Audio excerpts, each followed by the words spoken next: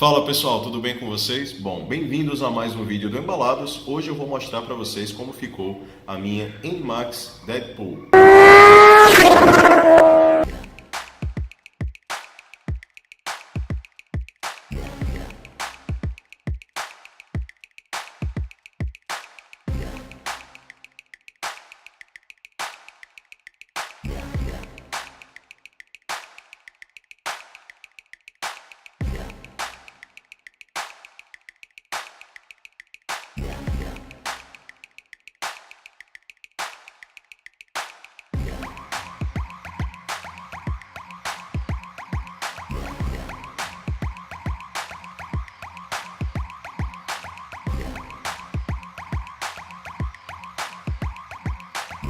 Esse serviço que vocês viram aí na tela foi realizado pela Carioca Customs, aqui de Aracaju.